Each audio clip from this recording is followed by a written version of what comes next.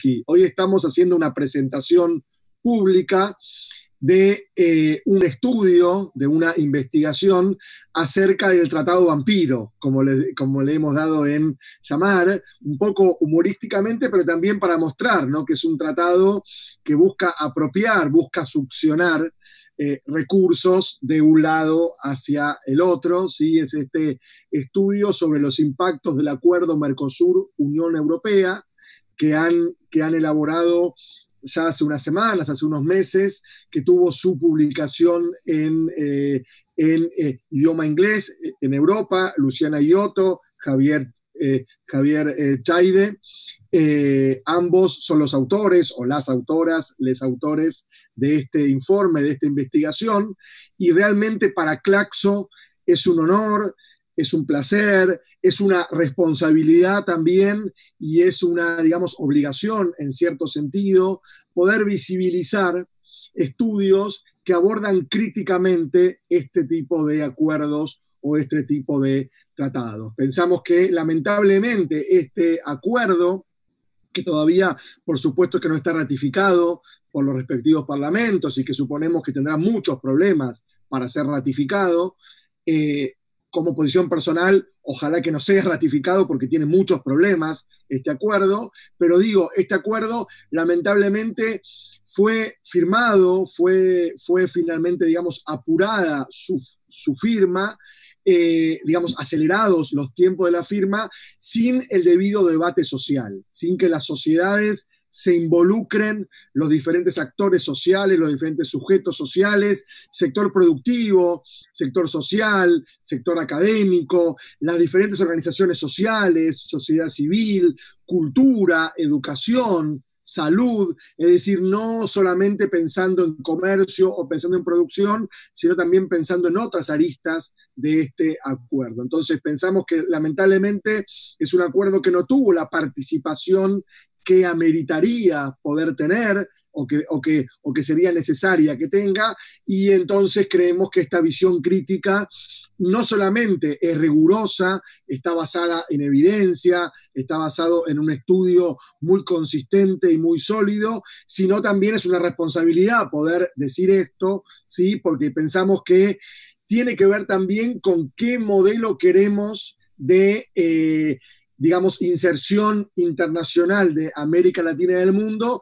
y de relaciones internacionales, de estos bloques regionales, cómo se van vinculando entre sí. Y creemos también que el escenario de pandemia abre nuevos desafíos en este sentido, porque sabemos que los multilateralismos, las relaciones internacionales, los bloques regionales o las uniones de diferentes continentes, Unión Europea, Mercosur, con índole distinto, CELAC, el Acuerdo de Norteamérica, en fin, diferentes tratados, no han sabido responder y no han estado a la altura de las circunstancias, ¿sí? Más bien ante la pandemia, la reacción de muchos países fue encerrarse sobre sí mismos y casi que los únicos acuerdos que había era para cerrar fronteras. O sea, casi que solo muchos gobiernos dialogaban, al menos en América Latina, donde uno conoce por vivirlo esto, muchos gobiernos solo dialogan para cerrar fronteras, pero no dialogan para cooperar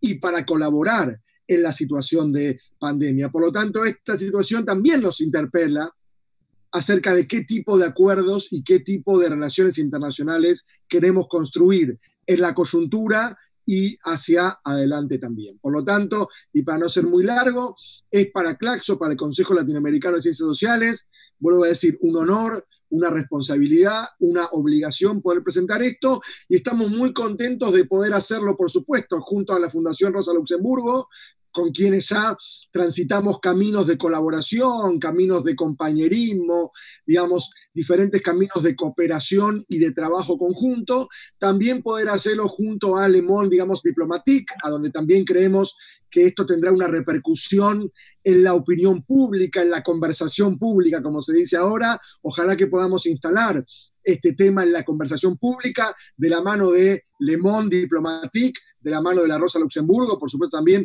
de la mano de Claxo, y estamos muy contentos también de poder hacer esta actividad junto con el con el bloque verde dentro del Parlamento Europeo, ¿sí? Aquí hay una diputada de este bloque verde y creemos que es muy importante poder tener este vínculo con la política pública. Creemos también que es muy importante que el bloque verde haya apoyado este estudio, porque también desde la propia Unión Europea hay voces críticas, ¿no? Porque a veces desde el sur se ve al norte o a los países centrales como un bloque monolítico.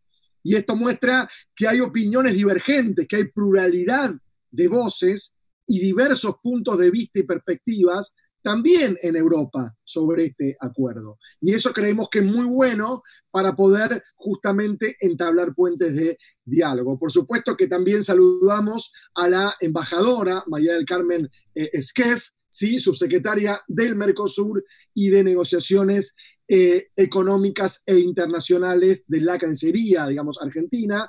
María del Carmen, realmente también es un honor poder contar contigo porque eres como la persona adecuada para discutir críticamente y para hacer un balance desde el Mercosur o desde uno de los socios principales que tiene el Mercosur, Argentina, de este, digamos, acuerdo. Así que nuevamente saludar, nuevamente felicitarles y muy contento de poder dar, digamos, lugar o dar espacio desde Claxo a esta actividad. Por supuesto, Luciana, Javier, nuevas felicitaciones por este gran estudio que digo solamente y cierro, que está disponible en acceso totalmente abierto, gratuito y libre en la página web de Claxo, en el sitio web de Claxo, www.claxo.org. Ahí lo pueden descargar en forma totalmente gratuita, totalmente libre y totalmente abierto. Muchas gracias.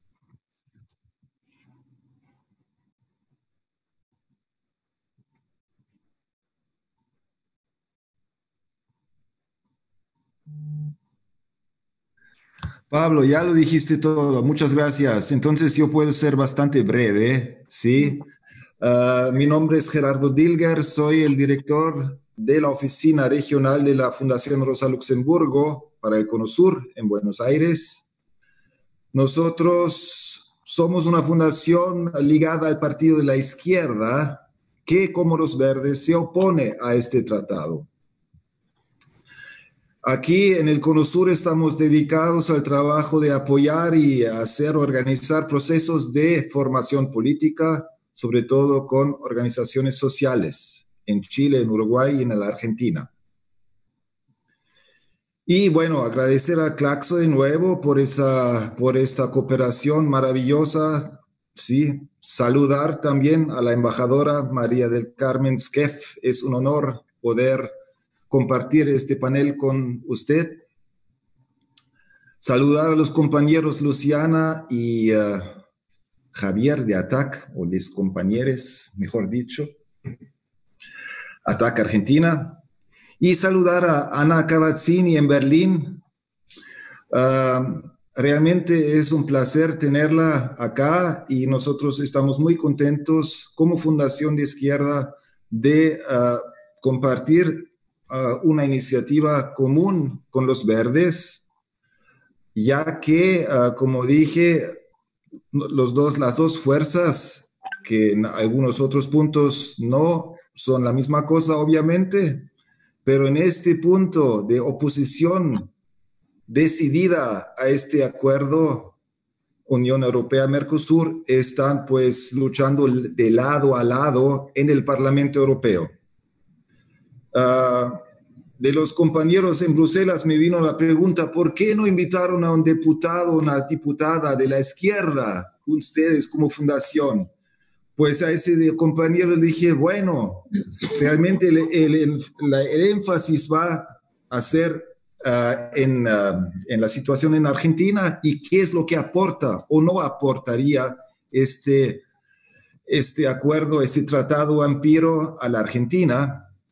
Y sabemos que tenemos un compañero especializado muy capaz, Helmut Scholz, que lo saludo directamente. Él nos apoyó en la divulgación, es un compañero muy generoso y no le molestó que no estuviera aquí presente. O sea, creo que es un comienzo de un debate y habrá más cooperaciones con la presencia de políticos de la izquierda también, de Alemania o de otros países. Bueno, ¿por qué tratado vampiro? Bueno, Pablo ya dio una razón, ¿sí? Porque chupa, chupa, chupa, las multinacionales quieren chupar mucho del sur global, pero también, bueno, porque, como dijo la referente histórica de ATTAC, ¿sí? Susan George, porque estos tratados se elaboran en secreto, en la noche.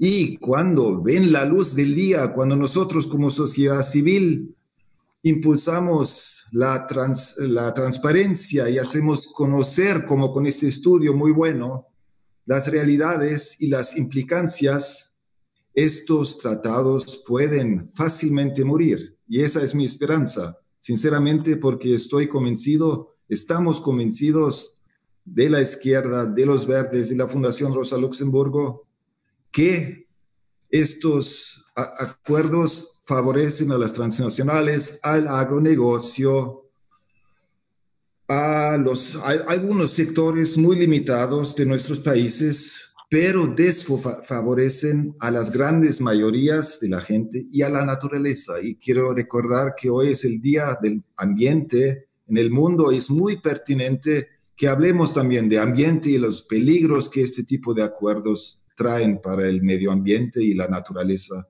en nuestra América, en Europa también. Bueno, creo que sí. Quiero pasar la palabra a nuestra compañera Verónica de Le Monde Diplomatique, también agradeciendo obviamente a Le Monde Diplomatique para acompañarnos en esta gesta, porque es importante que el debate no termine hoy, más bien que comience hoy en la Argentina, y hay todos los tipos de divulgación y especialmente a través de Le Monde, pues nos llena de gran alegría. Muchísimas gracias, Le Monde Diplomatique, Claxo, y adelante, Verónica. Buenas tardes, Gerardo, y a todos los compañeros, muchísimas gracias. Acá desde una Buenos Aires muy nublada y con frío a la tarde, saludamos a quienes estén, como decían, en otras latitudes, con otras temperaturas y tal vez otros climas más benévolos. La verdad que estoy encantada de formar parte de este panel, debate, me parece un lujo. El libro que estamos presentando es El acuerdo entre el Mercosur y la Unión Europea, estudio integral de sus cláusulas y efectos, de Luciana Giotto y Javier Echaide, presentes aquí. Nos acompaña también María del Carmen Skeff, que es subsecretaria del Mercosur y de Relaciones Económicas Internacionales de la Cancillería Argentina. Ana Cavazzini desde Berlín, eurodiputada alemana por el Bloque de los Verdes. Y bueno, nuestros autores: Luciana Giotto, politóloga, investigadora del CONICET con sede en la UNSAM, en la Universidad de San Martín, colabora del Transnational Institute y también de ATTAC Argentina, y Javier Echaide, abogado, doctor en Derecho, investigador del CONICET con sede en la Universidad de Buenos Aires y también miembro de ATTAC Argentina.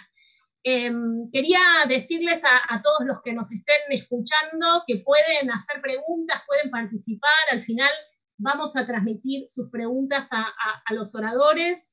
Les recomendamos que no lo hagan a través del chat porque se va perdiendo un poco. Aquí abajo, aquí hay un cartelito que dice preguntas y respuestas, y después al final, dentro del tiempo que tengamos, que es bastante corto para todo lo que queremos decir, más no tanto yo, perdón, sino los oradores, pero bueno, vamos a hacer un pequeño tiempo también para dar lugar a sus preguntas. Cuenten quiénes son, de qué organizaciones, si quieren a quién dirigen su pregunta, o si no, si es general, la transmitiremos a todos.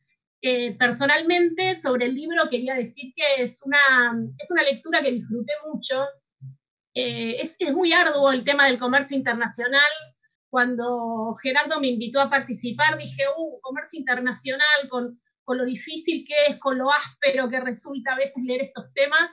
Y la verdad que los invito a leerlo, porque es fascinante, está lleno de ejemplos, es clarísimo, y hablamos tanto, y venían hablando los compañeros recién acerca de lo importante que es democratizar este tipo de debates, y hablando de la participación pública, siempre metemos a la participación pública. Bueno, para que exista la participación de la gente tiene que haber insumos como estos, que nos permitan a todos, incluso a los que no somos expertos en la materia, poder entender de qué se trata. El libro es súper ameno, me atrevo a decir que podría ser un material de discusión para un quinto año de la secundaria sin ningún inconveniente. Así que bueno, los felicito a los autores también por lograr esa claridad que creo como periodista divulgadora que es un gran mérito.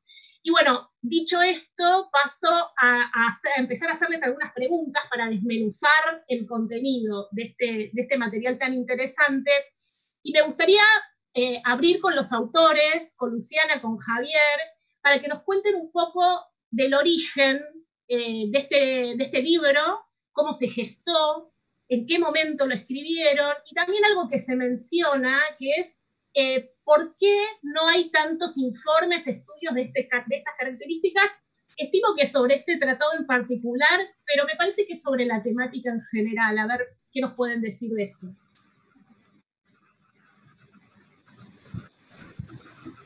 Bueno, voy yo, creo. Vamos a romper el hielo. Sobre las preguntas de Verónica me parecen muy sugerentes, en realidad, porque esta mesa virtual que estamos teniendo hoy un poco da cuenta de la relevancia que tiene este estudio que estamos presentando en estos días. En realidad, es interesante porque estamos presentando efectivamente, como Pablo decía al principio, la versión en castellano de este acuerdo. La versión en inglés justamente fue encargada por Ana Cavazzini, aquí presente, por, en realidad, el interés de tener una mirada integral, cabal, de un acuerdo que se cerró y fue anunciado a fin de junio del año pasado, del 2019, en un contexto bastante complejo, que es que si tenemos en cuenta algo interesante, es que este acuerdo fue negociado durante 20 años, ¿sí? Es uno de los temas que más salen en la prensa. Quizás podemos decir que es el tratado más longevo del mundo, porque es de los que arrancaron de los años 90, es el único que seguía ahí dando vueltas, ¿verdad? Y sin embargo es un acuerdo que se cerró realmente en 6 meses. Entonces es muy notorio eso, es muy notorio la falta de información real que había y que nos encontramos en el momento de analizar el cierre del acuerdo. ¿Qué pasaba con eso? Pasa que nosotros, si ustedes googlean Mercosur, Unión Europea, o se fijan en ResearchGate o en academia, los trabajos de los académicos, hay muchos, y sé que hay varios aquí presentes en esta conversación que estamos teniendo, que han publicado artículos sobre el análisis en distintos momentos históricos de este acuerdo. Sin embargo, de la última etapa muy poco se sabía. Se sabían de las líneas rojas que había mantenido el gobierno argentino durante un tiempo largo, especialmente en el segundo gobierno de Cristina Kirchner, que se mantuvo una cantidad de líneas rojas que evitaron que el acuerdo prosperara, pero eso lo que se vio en esta última etapa de negociación, estos últimos 6 meses, es que esas líneas rojas fueron completamente abandonadas. Y no había una información real acerca de qué es lo que se estaba terminando de negociar, qué es lo que se había dejado de lado y qué es lo que se terminaba de negociar, ¿no? Porque es finalmente lo que aparecía en los textos. Entonces, lo que nos pareció muy sugerente con Javier fue la propuesta de Ana y de los verdes, del bloque de los verdes desde Bruselas, pidiendo, bueno, un análisis integral del acuerdo.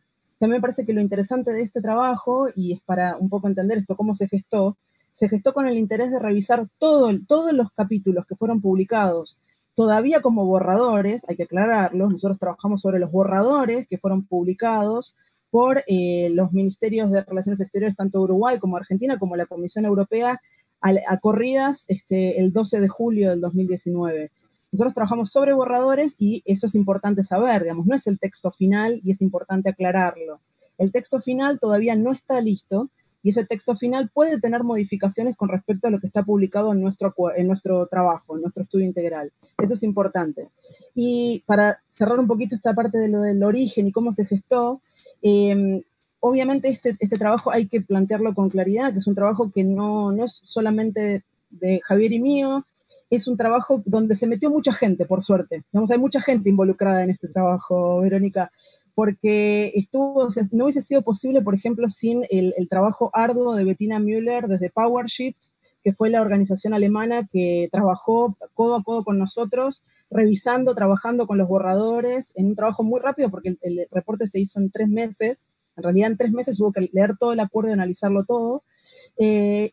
Por supuesto con gente que fue un insumo muy importante para esto. Yo estoy pensando en gente que sí he visto aquí presente, como Ramiro Bertoni, Tamara Perelmuter, Carla Pot, quiero decirlo, Sofía Escacerra y Sofía Sternberg, que nos ayudaron de manera directa a entender partes del acuerdo. ¿Y por qué es importante? Porque para la gente que trabaja, como vos decías, lo engorroso del comercio internacional, un tratado de libre comercio tiene una enorme cantidad de disciplinas. Este acuerdo tiene cerca de 30 capítulos.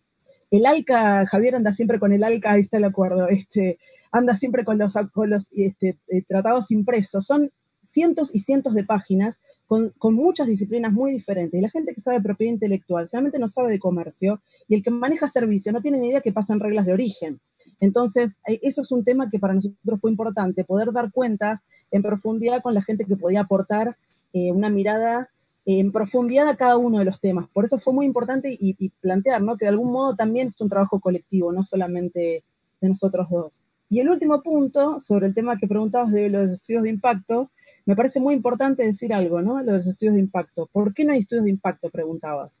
Esa es importantísima pregunta. Argentina se manejó en toda esta última etapa de negociaciones sin estudios de impacto. De hecho, el jefe de negociaciones económicas internacionales del macrismo, Horacio Reiser Travers, planteó en una actividad pública en el Congreso, por eso lo puedo decir porque lo dijo públicamente en una actividad, dijo que en realidad los estudios de impacto había que desmitificarlos, ¿no? Como que hay un mito en un estudio de impacto, como que en realidad un estudio de impacto te da información que no sabemos qué información es, ¿no? O sea que los datos científicos que están por detrás de analizar los impactos en área de empleo, en industria, en qué pasa con la privatización o la mercantilización de los servicios públicos, o con la apertura en compras públicas y el acceso a los medicamentos, parece que es un mito en realidad, ¿no? Entonces eso es muy importante también plantear que obviamente hay que reconstruir la idea de la importancia de los estudios de impacto, y me parece que este estudio, por más de que no es un estudio de impacto en sí mismo, lo que hace es analizar los efectos integrales del acuerdo.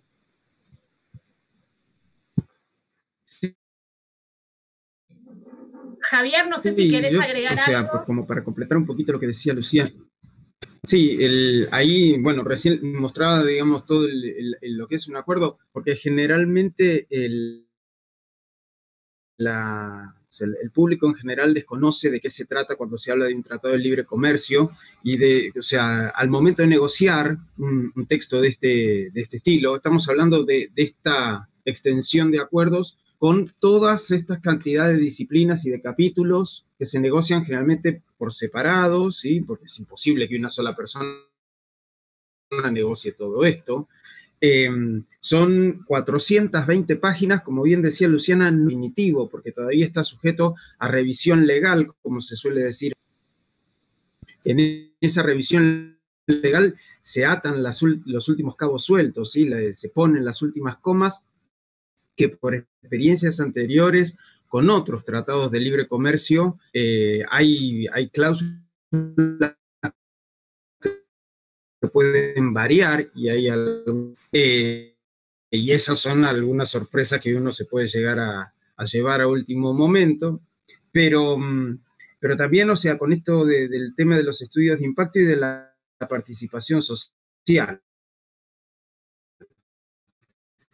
O sea, los tratados de libre comercio no es que son perjudiciales para todos. O sea, hay beneficiarios de los tratados de libre comercio. El tema es que los beneficiarios son sectores minoritarios, son muy específicos y son básicamente los que participan de lo que es el comercio exterior. O sea, son generalmente grandes monopolios que son los que precisamente quieren verse, o sea, favorecen la firma de este tipo de acuerdos y porque se ven altamente beneficiados. Ahora, los perjudicados, ¿sí?, son las grandes mayorías sociales, porque son las personas que mantenemos el consumo en un país, trabajamos en un país, tenemos participación y vivimos en un país, y no participamos de esas cadenas globales de valor. O sea, las grandes mayorías sociales, o sea, no están atadas y no dependen de esas cadenas que enriquecen cada vez a los más ricos y perjudican cada vez a los más pobres.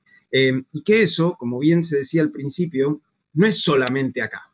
O sea, existe también opiniones críticas en ambos lados del océano. Y lo cual demuestra, digamos, que esto no es una cuestión, o sea, no es un, o sea, pergeniado desde o sea, desde los países del norte. No, son sectores económicos determinados de un lado y del otro que presionan a sus gobiernos para realizar este tipo de acuerdos a espaldas de la sociedad.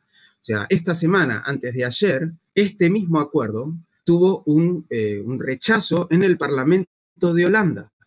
Y es el segundo rechazo que está teniendo en Europa. O sea, el primero creo que fue en septiembre, corregime, Luciana, creo que fue a mediados de septiembre del año pasado, fue en Austria. O sea, si no nos entiende cómo es que hay países desarrollados, que son del primer mundo, que están adentro de uno de los bloques de integración más avanzados que hay en el planeta, como es la Unión Europea, pueblos como el de Holanda o como el de Austria pueden rechazar este acuerdo, ¿sí? Entonces, ¿por qué? Porque hay grandes sectores sociales de los dos lados del océano, ¿sí?, que se van a ver muy perjudicados por este tipo de tratados internacionales. Entonces, ahí es donde uno tiene que poner, digamos, o sea, la mirada más grande, ¿sí? Lo que nosotros encontrábamos, y con Luciana, o sea, con Luciana ni bien nos enteramos de esto, porque a Luciana hace 20 años que trabajamos juntos. Entonces, sí, este acuerdo nosotros lo venimos persiguiendo desde por lo menos el año 2004. O sea, no es de ayer. ¿Sí? No es de hace 6 meses, no es de los últimos 3, como bien decía Luciana. Cuando nos enteramos que esto finalmente se había anunciado, que se habían finalizado las negociaciones entre llantos y mensajes de WhatsApp oficiales, ¿sí?, de algunos negociadores, incluso los responsables de las negociaciones de ese momento, que se filtraron y que fueron públicos, nosotros nos dijimos, listo, ya, o sea, algo tiene que haber escrito. Lo que en ese momento salió desde la Cancillería Argentina, y lo mismo fue desde la Comisión Europea, un texto que lo tengo por aquí, ¿sí?, que fue un texto diseñado de publicación, digamos, para dar aviso del contenido del acuerdo, y ese texto tenía 6 páginas.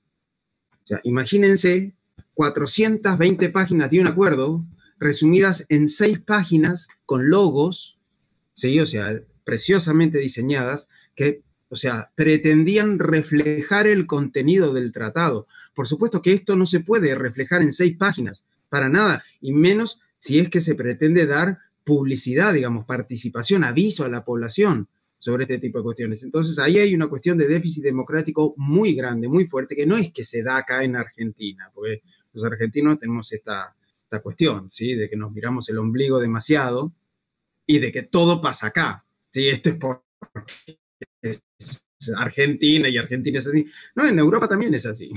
En Europa también se publicó muy poco. ¿Sí? En Europa lo que se publicó, y déjeme, y con esto cierro para no extenderme demasiado, acá tenemos un texto oficial de la Unión, bueno, está todo escrito, ¿no? Pues así es como nosotros lo trabajamos, pero, o sea, son 17 páginas.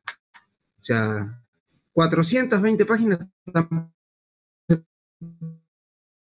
pueden resumir en esto. O sea, esto es el volante, digamos, el folletín o sea, de las negociaciones oficiales para el que quiera, digamos, decir 2 palabras, que son las 2 palabras convenientes. Entonces, lo que nosotros nos propusimos con Luciana es precisamente ver, o sea, entre líneas y de manera cruzada. Por eso también la cuestión integral. O sea, no solamente tomar un capítulo y cómo podía llegar a impactar en un sector, sino cómo puede llegar a impactar a todos los sectores, a todos aquellos que no están incluidos y beneficiados con este tipo de acuerdos, y hacer una lectura completa.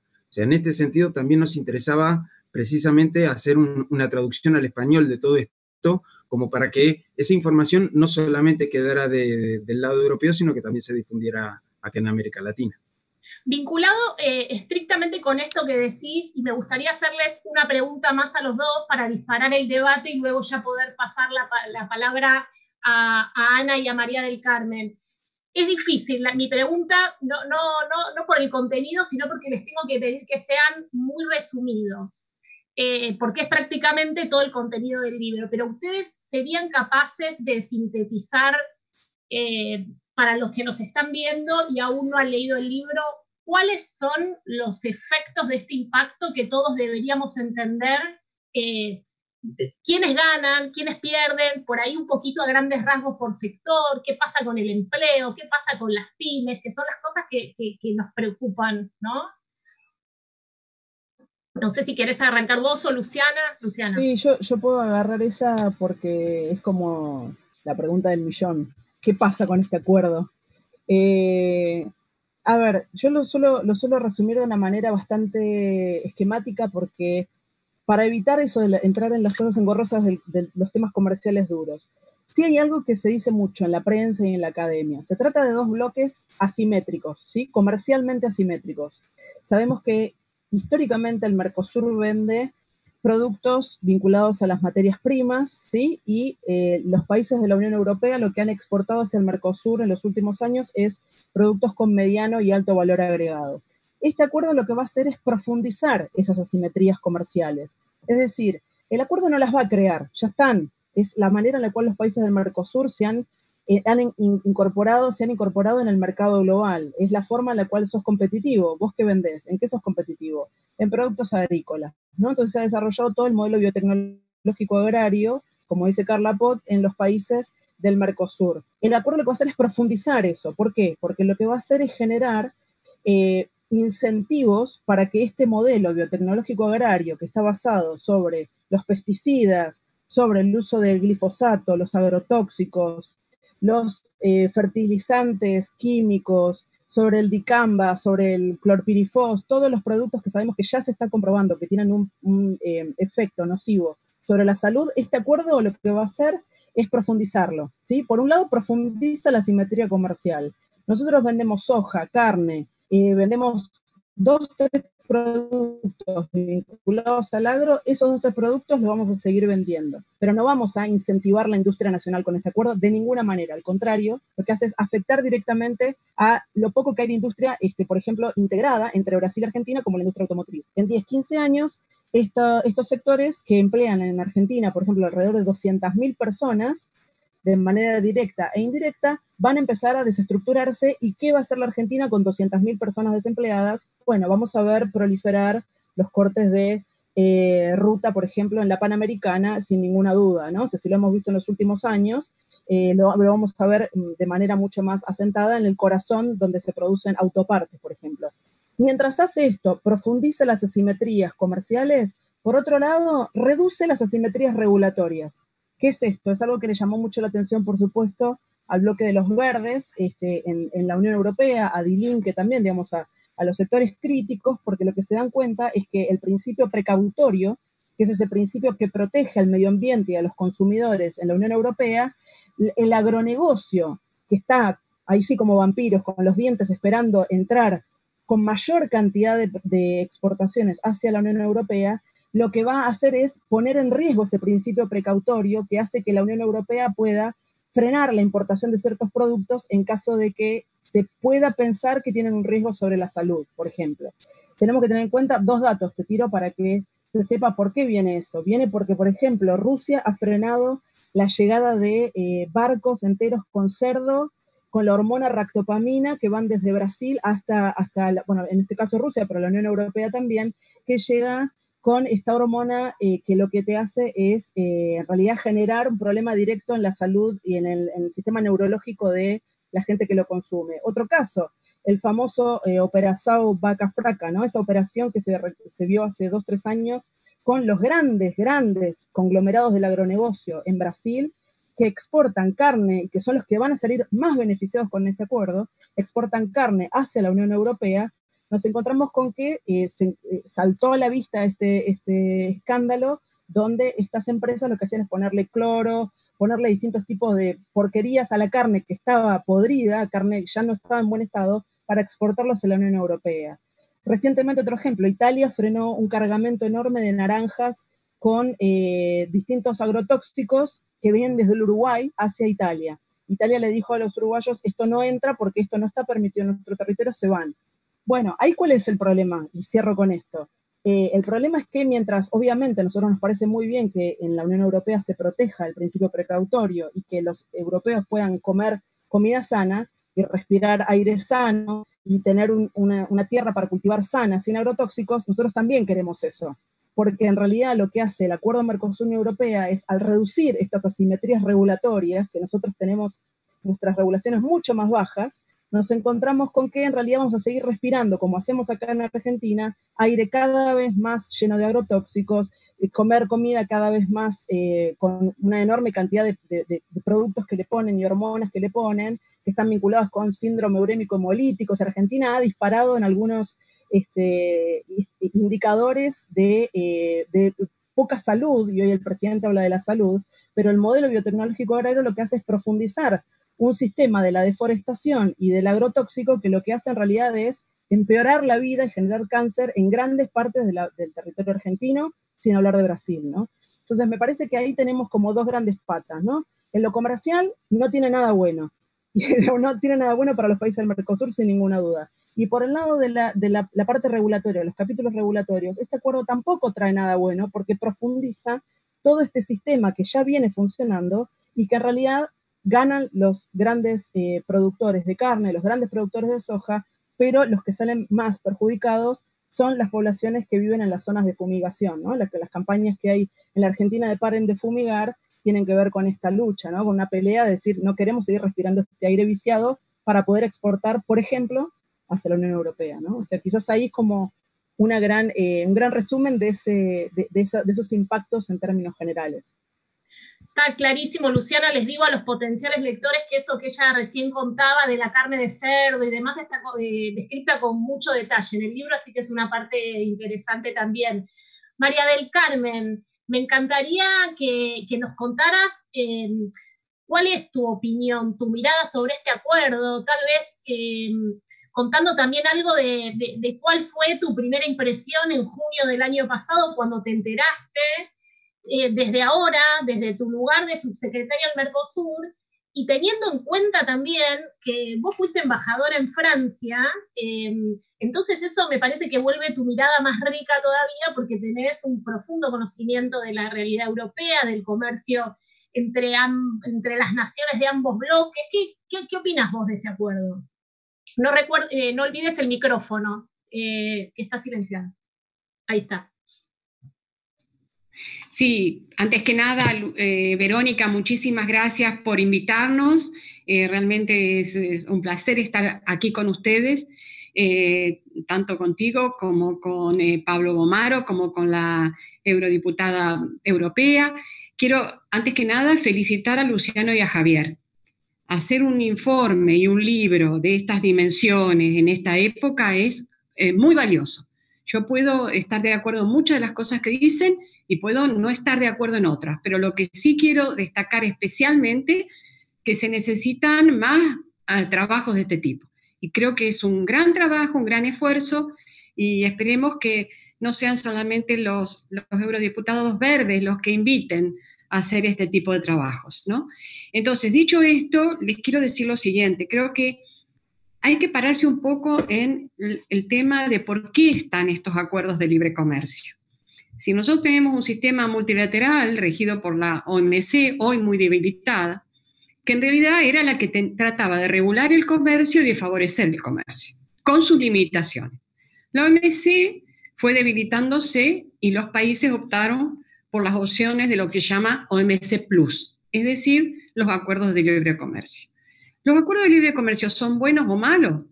Per se ningún acuerdo es bueno o malo. El tema es qué es lo que ponemos sobre la mesa y qué es lo que se acepta, qué es lo que cada una de las partes está dispuesta a dar. Ese es un tema que creo que valdría la pena tenerlo como paraguas de todo un comentario sobre el acuerdo Mercosur-Unión Europea. Y yo te agradezco que hagas mención a mi historia, porque en realidad yo empecé a trabajar este acuerdo con mi primer destino en el año 1995, y por eso muy bien decía Luciana y Javier, tiene 20 años, yo era tercer secretario, y este acuerdo fue, y que lo dicen en el libro, este fue el primer acuerdo que se firmó en el 95 que daba lugar al inicio de las negociaciones. Ahora, este acuerdo yo puedo estar totalmente de acuerdo con los autores en que, sin lugar a dudas, tanto en aquel momento como en lo que se aceleró en los últimos 4 años, Luciana dice 6 meses fuerte, en realidad el acuerdo toma fuerza, la negociación del acuerdo en el año 2016. Y ahí esos 4 años hubo una aceleración y una firma. ¿Qué pasó allí?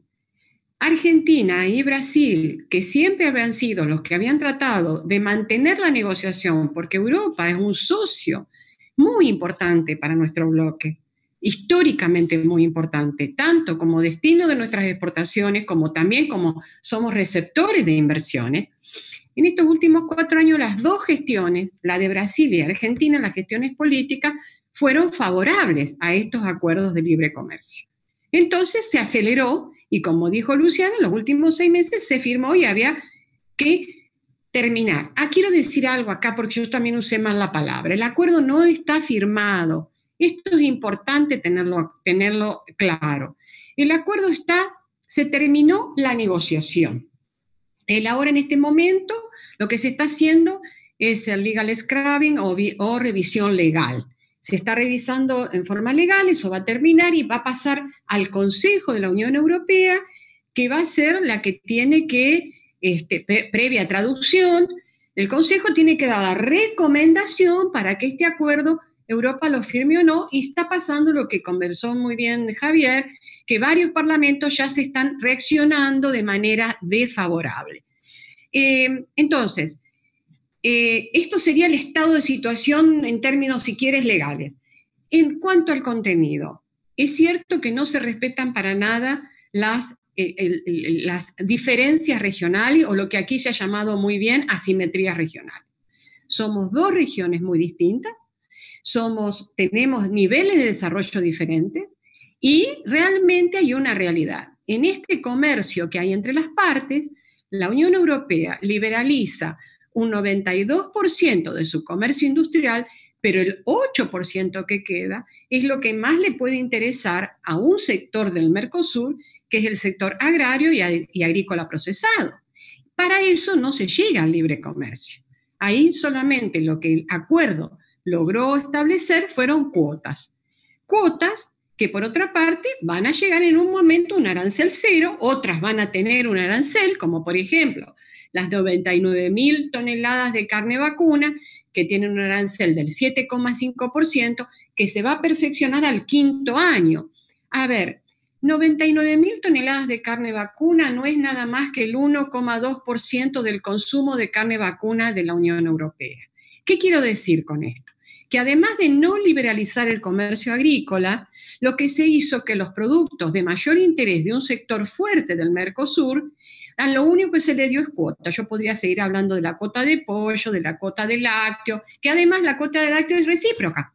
O sea que no solamente la recibimos, sino que nosotros también tenemos que dar cuota. Bueno, yo veo un desbalance muy grande.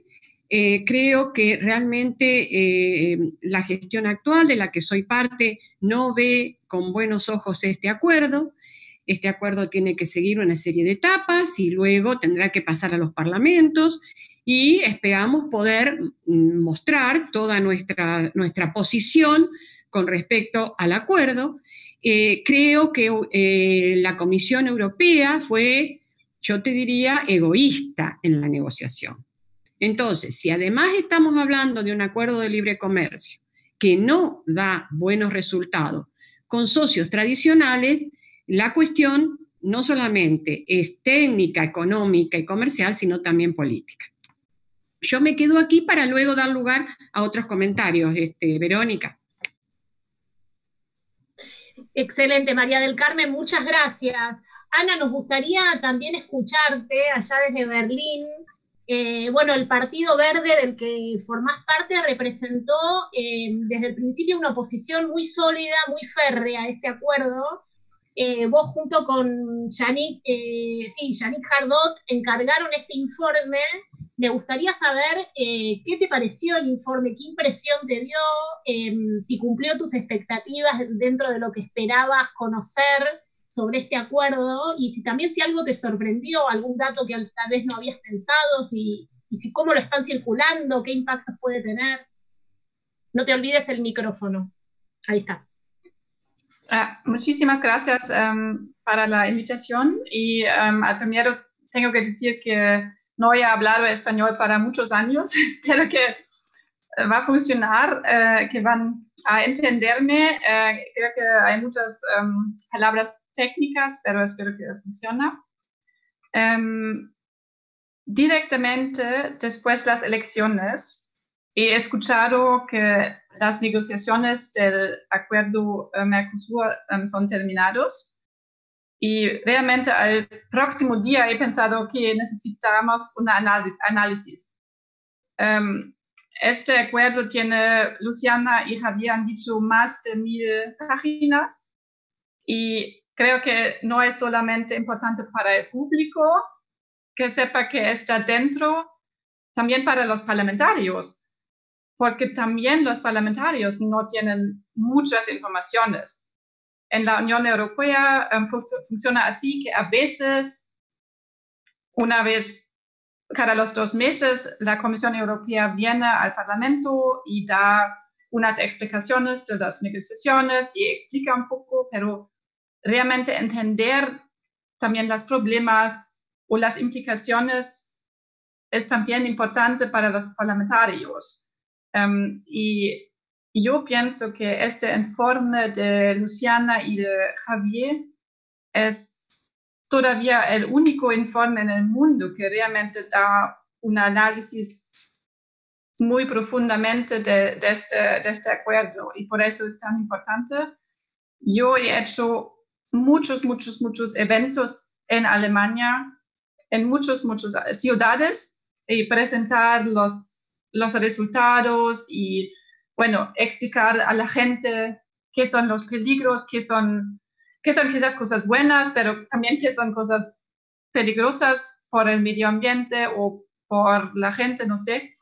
Y había mucho interés, y eso significa aussi que también, aussi es francés, eso significa también que la gente está interesado en política de comercio internacional, porque saben que tiene una influencia a ellos. Y por eso el informe fue muy importante para mí. También fue presentado muchas veces en el Parlamento Europeo oficialmente. Eso fue interesante. Y lo que me sorprendió o que fue importante para mí fue también la perspectiva argentina, la perspectiva latinoamericana, porque al final pensaba, también tengo 2 o 3 profesores en Alemania que podrían escribir el informe, pero pensamos, es mejor que alguien de Latinoamérica escriba el informe. Y para mí era interesante porque he visto que no es una posición eurocéntrica, es una posición holística, y eso fue muy importante para mí. Excelente, Ana, está muy bien tu español. Te debo decir que es muchísimo mejor que mi alemán, inexistente casi. Luciana, me gustaría seguir con vos. Hay algo que cuando se presentó el acuerdo en junio del año pasado, aparecía todo el tiempo la palabra histórico, ¿no? Y era en general, por lo menos en los grandes medios argentinos, era la buena noticia, la excelente noticia, nos salvamos con esto. Y luego también leyendo el informe de ustedes, intentando profundizar un poco más y volviendo incluso a esas notas de junio del año pasado, el argumento que más pesaba sobre este tipo de aseveraciones sobre el acuerdo era que, por ejemplo, la industria argentina puede estar sujeta a cierta presión inicial, ¿no?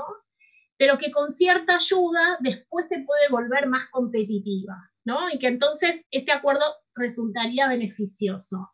¿Qué ves vos en este argumento? ¿Puede haber algo de cierto en eso? Que poniéndonos a competir en nuestra industria, en nuestros servicios con la Unión Europea, entonces vamos a tener mejores productos y servicios, que creo que rescata también toda una cuestión vieja, ¿no? De los 80 de nuestros productos y los europeos y demás. ¿Qué opinas vos de esto? Sí, yo creo que ahí una de las claves es el tema de la simetría. María del Carmen decía, ¿no? Que, la Unión Europea es uno de los principales inversores en el Mercosur, ¿sí? Y eso no está causado por el acuerdo, sino que lo que nosotros vemos en los años 90 es la llegada de una enorme cantidad de inversión extranjera directa, como se dice en la jerga económica, vinculada a los sectores de servicios, ¿no? O sea, si nosotros miramos las empresas europeas presentes en la Argentina, están excepcionalmente presentes en el sector de servicios públicos. Es decir, con la privatización de los servicios, esas empresas entraron, ¿no?, a la Argentina de manera fuerte, ya están. Por eso quizás también eso, si uno mira el capítulo de servicios en el acuerdo, te das cuenta que Argentina probablemente es uno de los capítulos donde menos le interesa, incluso en la OMC, ¿no? Argentina, donde menos le interesó meterse es en el tema de servicios porque ya está todo liberalizado. Ahora bien, en el tema de industria que vos mencionabas, en el tema de automóviles, es un tema que excede este acuerdo. En realidad, si miramos, es un tema que está tensionando toda la política exterior del Mercosur. Recientemente también hemos tenido la noticia esta, ¿no? Y una ida y vuelta ahí de que Argentina se retiraba de las negociaciones también de otros tratados de libre comercio, que en realidad no era tan así, sino que lo que hizo Argentina fue poner un pero en la negociación de un tratado de libre comercio con Corea del Sur, porque justamente lo que se ve con estos acuerdos es que tienen un impacto directo en el sector industrial. Yo mencionaba antes que son 200.000 empleos en Argentina, por ejemplo, solamente en el sector de autopartes, pero hay otros sectores en empleo en Argentina que dependen de otras áreas que van a ser afectadas, por ejemplo, por la apertura en reglas de origen que finalmente se acordó, por ejemplo, el sector textil. ¿Sí? El sector textil con este acuerdo se salta un paso en la cadena de facturación, de industrialización de los textiles y le permite esto, gracias al acuerdo y vamos a decirlo así, gracias al acuerdo entre las dos grandes cámaras del sector textil en Argentina y en Brasil, que acordaron por arriba y le dijeron a los gobiernos de Bolsonaro y de Macri, miren, este es el acuerdo que logramos los sectores productivos, esto es lo que ustedes tienen que terminar de negociar. Y eso se hizo. Se tomó el acuerdo hecho en el sector textil que en realidad genera una pérdida de empleo en el sector de hilado, por ejemplo. Entonces, ¿cuál es el problema? De hilado y tejido, perdón. ¿Cuál es el problema que tenemos ahí? El problema es que, por ejemplo, todas las pymes fueron dejadas de lado porque en realidad esas son las que pueden ser rápidamente, se vuelven ociosas y pueden ser rápidamente reconvertidas en otra cosa, no importa qué pareciera, ¿no? El problema es que lo que se deja de lado acá es la cantidad de gente vinculada, las vidas, ¿sí? Las personas viven haciendo estas actividades. ¿Qué va a pasar en países como Argentina o en Brasil con toda esa cantidad de gente que va a quedar desempleada y desvinculada de un sector que en realidad no importa si producís autopartes, si producís zapatos, pero en realidad tu gente está trabajando, está haciendo algo, ¿sí? ¿Qué va a pasar con esto? Este sistema es insostenible en ese sentido, ¿sí? Este acuerdo lo que va a hacer es profundizar, lo que va a hacer es acelerar el proceso de reconversión obligada de estos sectores que están muy protegidos por el Estado a través del acuerdo interno del Mercosur y tener que reconvertirse a otra cosa. De acá a 10/15 años. Ese es el periodo que el acuerdo va a permitir una vez que entre en vigencia.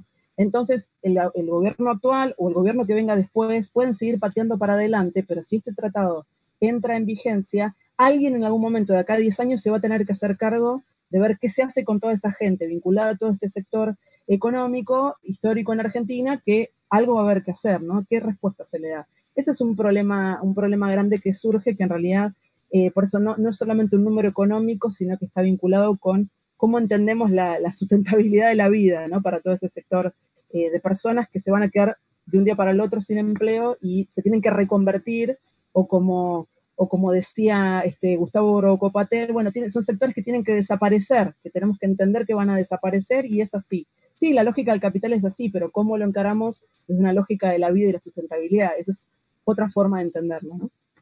Está clarísimo, y es cierto que muchas veces, incluso influidos por los medios o por ciertos análisis económicos, tendemos a pensar que es muy fácil pasar de un sector a otro, ¿no? Bueno, reconvertite, se va a tener que reconvertir, se va a tener que modernizar, como si es algo que uno hiciera de un día para el otro.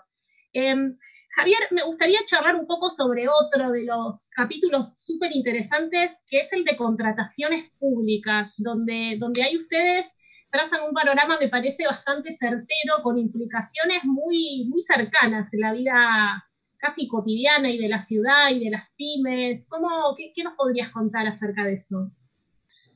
Sí, bueno, hay un capítulo que es el de compras públicas o contrataciones públicas, puede tener distintos nombres, que son, o sea, sectores que en su momento estaban incluidos en la liberalización del ALCA, por ejemplo. O sea, porque el ALCA en su momento también y era el gran modelo allá lejos de ese tiempo, afortunadamente, de lo que era la liberalización comercial. Entonces, recordemos, digamos, que este acuerdo del cual estamos hablando, o sea, es paralelo de las negociaciones que se lanzaron con Estados Unidos, ¿sí? En ese gran acuerdo hemisférico que era el ALCA, y que fracasaron allá por 2005, precisamente en Mar del Plata, acá en Argentina. El capítulo de compras públicas también figuraba ahí, y el capítulo de compras públicas lo que hace básicamente es abrir y liberalizar todo lo que tiene que ver con la participación de los distintos sectores que tienen contratos de suministro, de provisión con respecto del Estado. O sea, todas las áreas que están en materia de suministro, ¿sí? Contratos de suministro, de pequeñas, muchas veces son pequeñas empresas que ganan licitaciones a nivel nacional o que también forma parte de lo que es la política pública de los gobiernos, porque muchas veces en los pliegos de licitaciones, por cuestiones estratégicas, los gobiernos hacen un llamado a esas licitaciones precisamente para contratar a pequeñas empresas nacionales para favorecer el empleo nacional, ¿sí? Con el acuerdo de Unión Europea y Mercosur, todo lo que es contrataciones públicas se tiene que abrir y liberalizar a una participación bicontinental, ¿sí? O sea, el pequeño municipio de X lugar no puede favorecer el empleo, o sea, el empleo de una empresa pequeña que le puede suministrar, digo, papel, digo lo que fuere, viromes, lo que fuere, ¿sí? Sino que va a estar obligada en todos los niveles de gobierno, o sea, esto es nacional, provincial, municipal, ¿sí? Va a tener que licitar públicamente con todas las transnacionales europeas, ¿sí? Entonces, ¿cómo una pyme del interior de cualquier país, ¿sí? En el ámbito del Mercosur va a tener la capacidad económica para competir con una transnacional de Europa?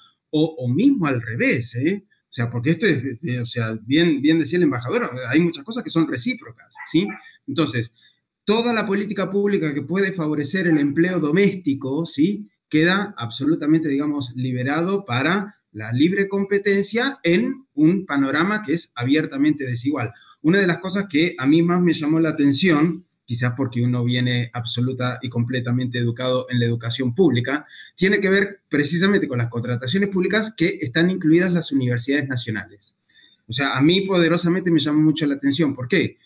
Porque yo me gradué como profesional en la Universidad de Buenos Aires y uno conoce, en el caso concreto puntual, uno conoce la librería del Centro de Estudiantes, el bar de la Mutual, bien. O sea, todos esos que dan empleo, ¿sí? Argentina tiene 56 universidades nacionales, ¿sí? Brasil tiene otras tantas. Todas, o sea, todo el sector de educación universitaria adentro del Mercosur, y lo mismo, digamos, a nivel en la Unión Europea, va a tener que participar en una licitación bicontinental. Entonces, ¿cómo le podemos decir a esa pequeña empresa que mantiene un bufete o ese centro de estudiantes que tiene un barcito adentro de la facultad que va a tener que competir de igual a igual con una transnacional italiana que tiene aproximadamente todo, o sea, un porcentaje importantísimo del monopolio de cafés en todos los aeropuertos del mundo? O sea, porque va a tener que competir así.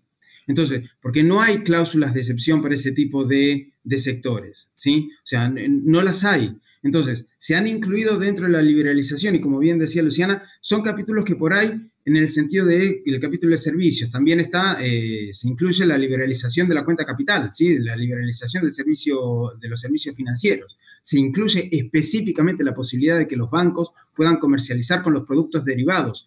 Eso fue lo que causó la crisis del 2008. Esa cláusula, o sea, esa cláusula, y está dentro del tratado. O sea, se permite precisamente la posibilidad de poder comprar y vender deudas incobrables que están absolutamente financiarizadas. Eso fue lo que causó el crack de 2007, 2008, 2009, que todavía el gran sector financiero lo sigue sufriendo. Entonces, ese tipo de cuestiones que por ahí uno lo deja pasar porque desconoce esas cuestiones, o mismo en el ámbito de las grandes negociaciones, ¿sí? de estas cuestiones, o sea, que uno comercia hasta con servicios, o sea, qué gana el Mercosur, qué puede llegar a contribuir en las negociaciones desde los países del Mercosur.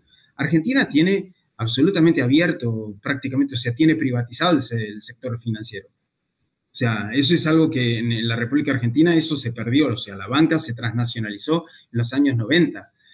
pero no así en el resto de los países. En Brasil el sector de servicios es importante, ¿sí? Todavía en términos nacionales. Entonces, no todo es igual en todos los lugares, ¿sí? Entonces, ahí hay posibilidades todavía de alto nivel de impacto a nivel regional, ¿sí? Mismo en la participación en la competencia del mercado de exportación. Luciana decía al principio de todo lo que tiene que ver con el comercio de bienes, ¿sí? El principal mercado de exportación que tiene la República Argentina es Brasil.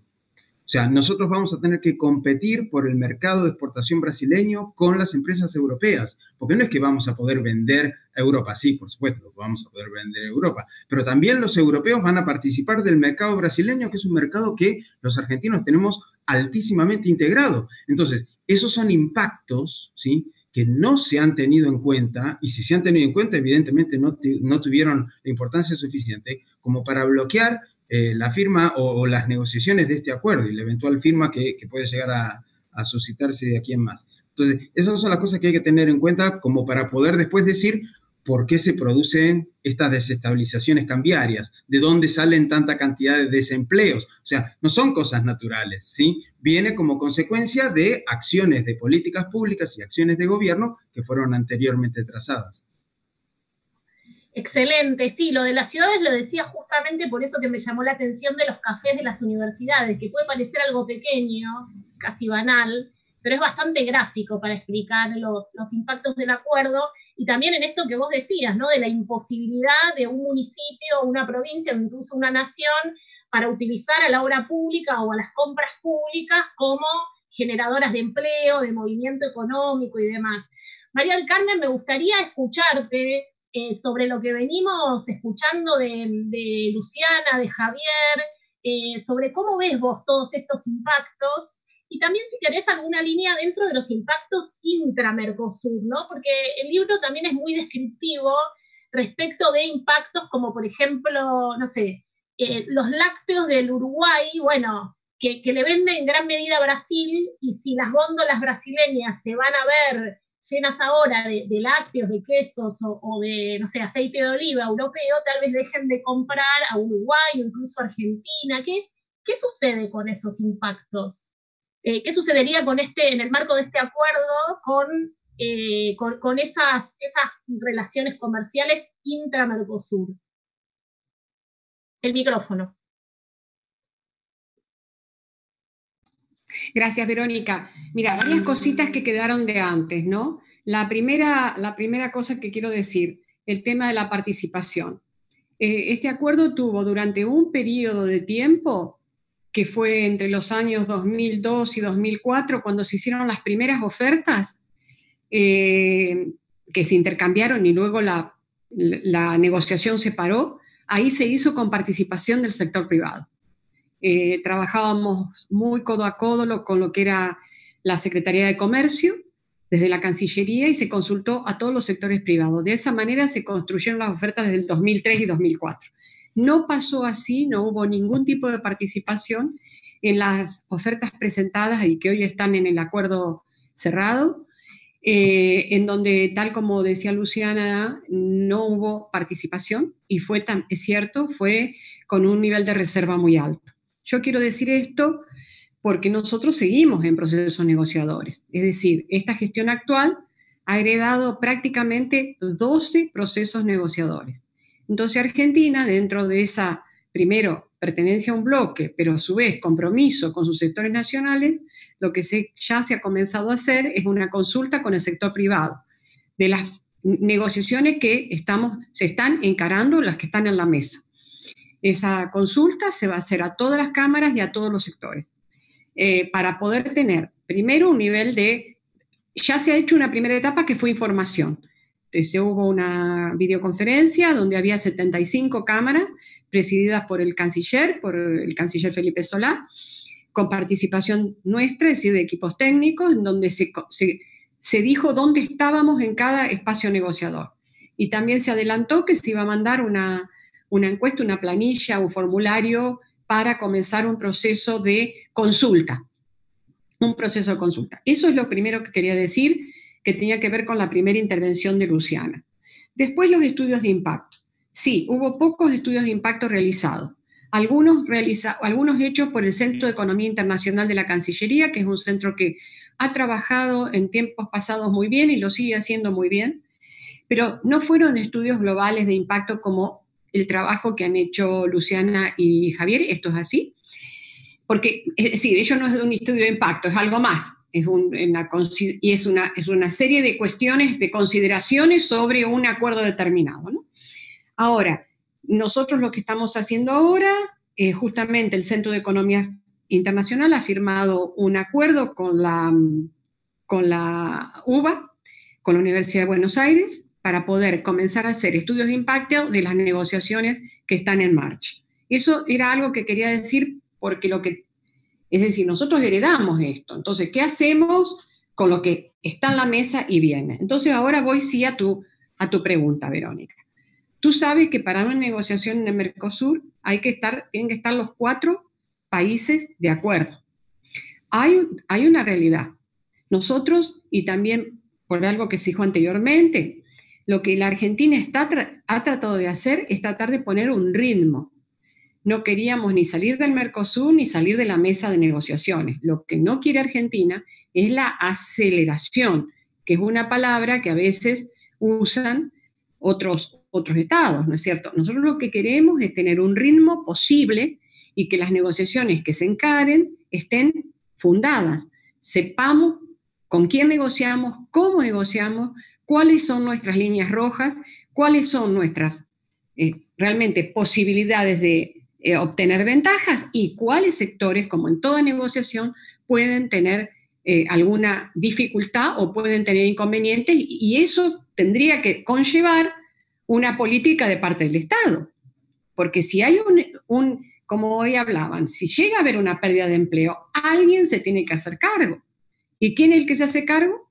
El Estado. O sea, en definitiva, el que termina regulando es el mismo ente que permitió la negociación. Entonces hay que mirar las cosas con un sentido bastante más global a todo esto.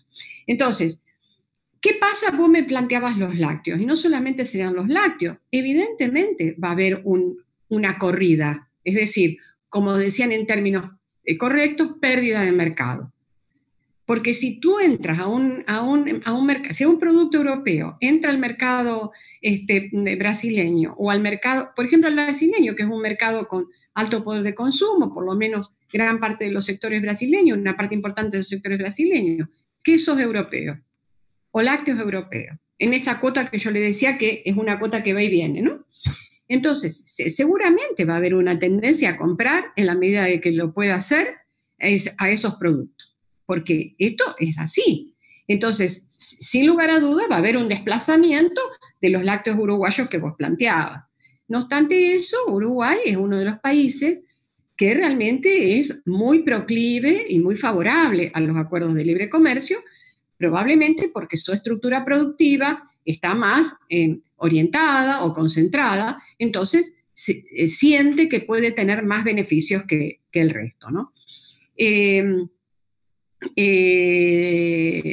La verdad que creo que van a venir meses de mucha reflexión sobre este acuerdo. Y también nosotros estamos muy atentos a lo que está pasando en Europa, porque fíjense, ¿no? Como hablan Luciano y Javier del acuerdo, parecería que los europeos deberían estar felices con el acuerdo, porque parecería que es toda ganancia para Europa. Y sin embargo, gran parte de Europa o de países europeos no están tampoco contentos con esto que se ha obtenido. Entonces acá hay algo que no está marchando bien. Y una cosa que también quería valorar de este tipo de informes, ¿no? Este tipo de informes concientiza sobre un problema que hoy nos afecta a todos, que es el problema medioambiental, y teniendo en cuenta un criterio básico, que es el de las responsabilidades comunes pero diferenciadas, ¿no es cierto? Los países en desarrollo, para hacer un salto en estos temas, necesitarían una transferencia de investigación y la adaptación al climático. Eso no aparece claramente en el acuerdo. Entonces, ¿quién sería importante recibir quizás un informe o pensar en un informe similar sobre los efectos distorsivos del comercio que tienen los subsidios agrícolas. La UE tiene destinado el 40% de su presupuesto a estos subsidios. Ahora, una sobreabundancia de producción agrícola motivada o impulsada por estos subsidios que son tan cuantiosos, genera también un daño enorme al medio ambiente. ¿Por qué? Porque en un espacio reducido hay que supuestamente mejorar ese espacio para que produzca más. Entonces, ¿qué hacemos? Se degradan los suelos, hay mayor emisión de gases de efecto invernadero, se empobrece a gran cantidad de países en desarrollo que no pueden competir en terceros mercados con una producción agrícola que está subsidiada por países desarrollados. Entonces, en esta mirada completa hay muchos problemas que se presentan y que hay que tratar de ver cómo, entendiendo la globalidad, se pueden ir resolviendo. Excelente, María del Carmen, muchas gracias.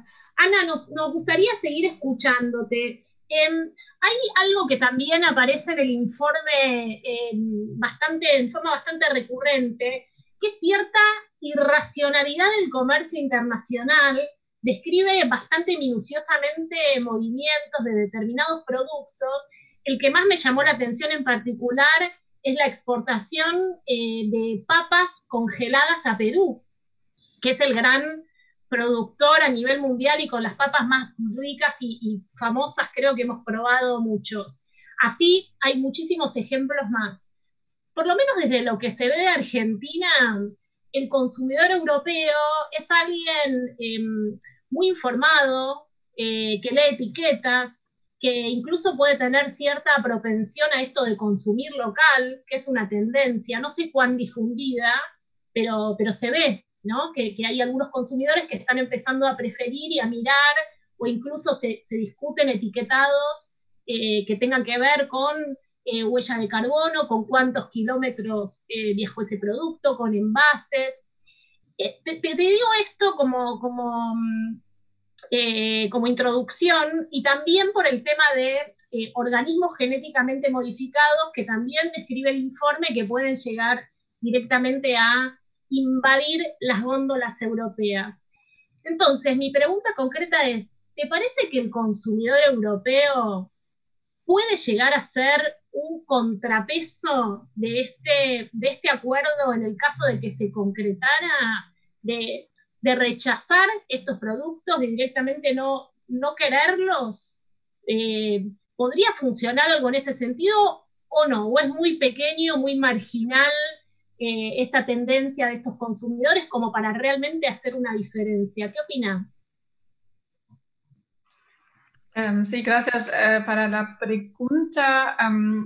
Yo tengo la impresión que ahora los consumidores no son el grupo más a la oposición del acuerdo. Eso fue más grande cuando teníamos la debate sobre el TTIP, el acuerdo contra los Estados Unidos, porque allá hay mucho más productos genéticos modificados y todo eso. Ahora los dos grupos más oponentes en Europa son las personas que trabajan en la agricultura, porque ellos mismos también tienen miedo que más productos de los países del Mercosur entran en Europa y aumentan la competencia, la concurrencia.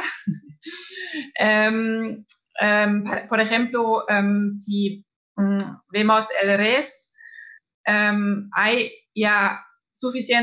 demasiado res en el mercado europeo, y muchos paisanos con quienes yo he hablado me dicen, si quiero vender un baby res, recibo 9 euros y es casi nada. Y ellos tienen realmente miedo que con más competencia internacional los precios van a bajar mucho más. Y el segundo grupo en Europa que está realmente en contra del acuerdo son las personas que tienen miedo para el medio ambiente. Y eso es sobre todo por el bosque Amazonas. En Amazonia, sí, porque sí, también el informe de Luciana y Javier y otros estudios han mostrado que con la agricultura industrial que está pasando en Brasil, pero también en otros países, y con más exportaciones de productos agrointensivos, la presión por más deforestación al bosque va a aumentar, sí. Y por eso hay mucho miedo en Europa que este acuerdo va a ser muy mal para el medio ambiente. Y tú has preguntado al principio sobre irracionalidades en el comercio internacional. Creo que el resto es un ejemplo. Hay otro ejemplo. La Unión Europea está en este momento también terminando un acuerdo de libre comercio con México. Y uno de los temas muy grandes es cada año vamos a exportar 6.000 tonnas de leche en polvo a México. Y yo he vivido en México, hay muchos agricultores que producen leche, no necesitan leche en México, tienen suficientemente leche. Y muchos de acuerdos así tienen estos aspectos que vamos a realmente importar muchos productos en el globo que tenemos en esta región. Y es mal para el medio ambiente y es mal para las personas que trabajan en la agricultura. Y dicho esto, ¿no? Con estos impactos tan claros y tan gráficos, tengo una pregunta que viene de Ramiro Bertoni de la Universidad Nacional de San Martín y Quilmes, pero que también formaba parte de las preguntas que queríamos hacerte, que es, ¿qué chances ves de que el Parlamento Europeo apruebe este acuerdo? Buena pregunta. Bueno, el proceso es así que en este momento están revisando legalmente el texto y después lo van a traducir en todos los idiomas de la Unión Europea. Eso es la ley en la Unión Europea. Y solamente después puede ser ratificado. Y tenemos el Council, son todos los Estados miembros, y el Parlamento. Y tiene que ser adoptado en el Council y en el Parlamento Europeo. Y por lo momento, el plan de la Comisión Europea es de votar ya en octubre. Entonces, ya no es tanto tiempo. Nosotros siempre estamos un poco sorprendidas que la Comisión Europea mantiene este plan, porque como muchos han dicho hoy, la resistencia, bueno, la oposición está muy fuerte. Tenemos Austria, tenemos Francia, tenemos Holanda y también muchos eurodiputados como yo están muy críticos. Pero sin embargo, la Comisión está realmente todavía en este plano que vamos a votar en octubre. No sé, yo diría a lo mejor hay quizás una chance 50% que no va a pasar. Muchos acuerdos de libre comercio pasan en el Parlamento Europeo porque siempre es la argumentación, sí, hemos negociado por tantos años, no, sí, ahorita decimos no, es muy mal.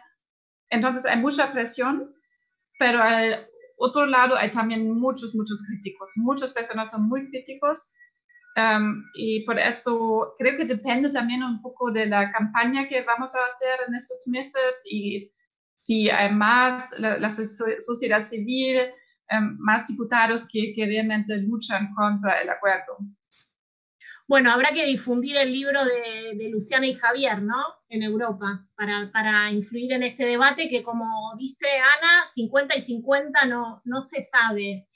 A Luciana y Javier me gustaría preguntarles ahora, creo que atravesó todo el debate desde el inicio, el tema de la participación ciudadana, el tema de un acuerdo negociado a espaldas de la gente. Bueno, siendo lo más concretos que puedan, ¿qué maneras hay de que las personas comunes y también de asociaciones, de sectores, de pymes, de comerciantes, de productores. ¿Cómo se hace para que un acuerdo de estas características, corríjame si me equivoco, pero creo que hablamos de 500 millones de habitantes de la Unión Europea y 270 Mercosur, más o menos, corríjanme los datos, pero creo que vamos por ahí. Tanta gente, y de los dos lados, no me refiero solo a Mercosur, digo todos estos 700 y pico millones involucrados. ¿Cómo se acerca a un acuerdo así? ¿Cómo se debate con todos los posibles? Mira, una de las cosas que con Luciana, cuando nos sentamos bien al inicio para ver qué podíamos hacer con esto, yo lo que le decía a Luciana, y o sea, nos ponemos de acuerdo fácil, a esta altura ya pensamos casi idénticamente, más o menos, pero la idea, digamos, era hacer un texto que reflejara lo que el acuerdo era, ¿sí? Lo que el acuerdo decía, porque una de las cosas que bien decís vos, Vero, es o sea, que no se difunden estas cosas y que sin embargo van a tener un impacto en la vida cotidiana de la gente, pero que al mismo tiempo, y ese era un desafío para nosotros, que no fuera simplemente un texto de divulgación, porque no queríamos que fuera un texto de divulgación. Hemos escrito o sea, trabajos anteriores sobre divulgación de qué es el libre comercio, pero que tampoco fuera un informe críptico reservado solamente para expertos. O sea, que con ejemplos y que o sea, que con esta cuestión de que el impacto pudiera llegar a ejemplos concretos y puntuales de la gente, pudieran darse cuenta de qué significa, digamos, un tratado de libre comercio. Porque parecen que estas cosas quedan en la estratosfera, digamos, muy lejos o sea, en la alta política, muy lejos de la cotidianidad y de la vida de la gente, y en realidad no. Y es un trabajo cotidiano que hacemos con Lula ya desde hace mucho tiempo. O sea, de tratar de anclar en las cuestiones concretas los impactos reales que las políticas de libre comercio y todo lo que tiene que ver con la protección de inversiones puede llegar a significar en la vida de todos y de todas. Entonces, o sea, tratar de acercar ambas cuestiones, o sea, que no era algo reservado solamente para expertos, pese a que inicialmente estaba escrito para el bloque de diputados del Partido Verde Europeo, pero que tampoco fuera una cuestión simplemente, digamos, o sea, que le sirviera a la gente como para tratar de acercarse un poco a estas altas esferas que están tan reservadas para los niveles de la alta política, ¿sí? Y a veces ni siquiera, como bien decía Ana recién, o sea, los propios parlamentarios no tienen acceso a la información o sea, y van a tener que votar sobre estas cosas. Entonces, ahí, o sea, lo que decíamos al inicio, o sea, un déficit democrático muy grande, porque principalmente las decisiones se votan muchas veces, o sea, se alcanzan muchas veces a ciegas, a contrario de lo que se vende por los grandes medios, ¿no? O sea, de actos de responsabilidad y, o sea, un discurso muy, muy armado, muy rimbombante, y en la realidad concreta uno va a esas mismas personas y dice, bueno, pero ¿cómo va a pegar? Y se quedan sin respuesta porque no tienen un bagaje, no han leído los textos, ¿sí? Entonces, hay que tratar de acercar esos textos a la gente, o sea, desnudado de ese lenguaje críptico, pero tampoco que sea una cuestión simplemente como para insultar la inteligencia de la población, porque no es la idea de ninguno. Excelente. Luciana, no sé si querés agregar algo a esta pregunta, me imagino que sí. Sí, bien breve, pero para que se sepa también cómo es o cómo ha sido en otros países. Argentina está llegando, por la propia manera en la que está insertado Argentina en las negociaciones comerciales a través del Mercosur, está llegando tarde a la ola de los tratados de libre comercio, si comparamos con otros países de la región. Me parece que es interesante cuando comparamos con otros países de la región, porque parece que Argentina fuera el primer país que negocia un TLC con Corea, por ejemplo. No, lo que habría que hacer en ese diálogo, en todo caso, es poder contar con los materiales que muestran cuáles han sido los impactos de los acuerdos, por ejemplo, en este caso, con la Unión Europea en países como Chile, como Perú, como Colombia, como México. Entonces, el tema es que ahí vamos a ver que la tendencia en toda América Latina ha sido la misma forma de inserción. Y en todos los casos lo que se ha visto cuando hay gente que se pone a analizar un poquito los impactos, como el caso de Ecuador, por ejemplo, el caso de Colombia, ya hay estudios, Perú hay estudios, que muestran cómo lo que se ha hecho es concentrar el poder en unos pocos grupos agroexportadores. Esos son los beneficiados reales de estos acuerdos en nuestros países. Es así, porque sí hay gente que sale ganando, y son estos grupos. El resto es el que sale perdiendo, bueno, que consiga empleo en lo que se pueda, los nichos del software, como se decía en una época cuando se negociaba el ALCA, ¿no? Te vas a vender software a Estados Unidos. Entonces, el tema es, si vos abrís el debate, tenés que tener los números, que es lo que a nosotros nos parece que sí, digamos, desde una Cancillería argentina comprometida con un proceso de discusión real, nos parecería muy interesante y festejamos que haya un acuerdo con la Universidad de Buenos Aires. Sería interesante con otras organizaciones, otras instituciones del sistema científico que tienen investigadores que trabajan estos temas, pero ya el tema de incorporar académicos con una mirada integral, aparte, no solamente ver los impactos en las áreas de comercio y bienes, ¿no? Bueno, ¿cuántos empleos se pierden acá? Sí, eso es muy importante. Pero cuando hablamos de el capítulo de servicios, el capítulo de compras públicas, el capítulo de propiedad intelectual, estamos hablando de acceso a medicamentos, del acceso a la salud, el acceso al agua, el acceso a la educación. Estamos hablando de impactos ampliados. Hoy no se puede firmar un tratado de libre comercio si no tenemos los impactos sobre las mujeres, ¿sí? O sea, se sabe que hay un impacto diferenciado porque las mujeres tienen el doble impacto cuando liberalizamos servicios, por ejemplo. Y esto hay toda una corriente del feminismo crítico y de la economía feminista que hoy está planteando esto. ¿Y quién estudia esto? Nadie. Entonces ahí está el tema. El tema es que para abrir un diálogo tenés que tener los números integrales y una mirada holística real sobre los impactos de un acuerdo que no es solo sobre la economía, no es solo sobre sectores productivos, sino que es sobre todo la sociedad en su conjunto. Y eso es imprescindible, porque el impacto va a ser real, como decía María del Carmen antes. Esto se firma, los estados firman, y después los impactos caen sobre tu propia población. Los problemas los vas a tener adentro de tu territorio, cuando toda esa gente se queda sin empleo. Entonces, eso tiene que ser una mirada integral de un tratado de libre comercio, que después de 25 años de tratados de libre comercio en América Latina, me parece que ya estamos como para, estos 25 años han sido mucho, estamos como para avanzar un paso más, tanto en la academia como en los sectores de los funcionarios públicos, ¿no? Poder dar ese salto de calidad me parece que sería esencial para mantener las democracias en la región. Excelente. María del Carmen, me gustaría hacerte una pregunta que está surgiendo acá en las consultas que mandan los espectadores, los que están siguiendo, que es un poco técnica, ¿no? Pero ¿cómo sigue el acuerdo? Digamos, ¿cómo es este funcionamiento de que requiere la aprobación de los parlamentos nacionales? Si, por ejemplo, ahora conocimos que Holanda se opuso, ¿qué sucedería si Argentina se opone? ¿Cómo es este mecanismo? ¿Cómo opera? El micrófono.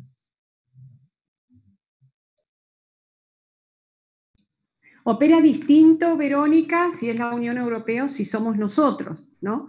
Porque la Unión Europea tiene un mecanismo diferente. De todas maneras, como decíamos antes, este acuerdo tiene que pasar por el Consejo Europeo. Y en el Consejo Europeo están los Estados miembros. O sea, que lo que está pasando en los parlamentos nacionales, acá se nombró el caso de Austria, de Países Bajos, ¿no es cierto? Eso va a tener evidentemente un impacto en el Consejo. Esa es Europa. Ahora, en el caso nuestro, el acuerdo consagra un principio que realmente no nos parece que sea el mejor, que es el principio de la bilateralidad. ¿Qué quiere decir esto?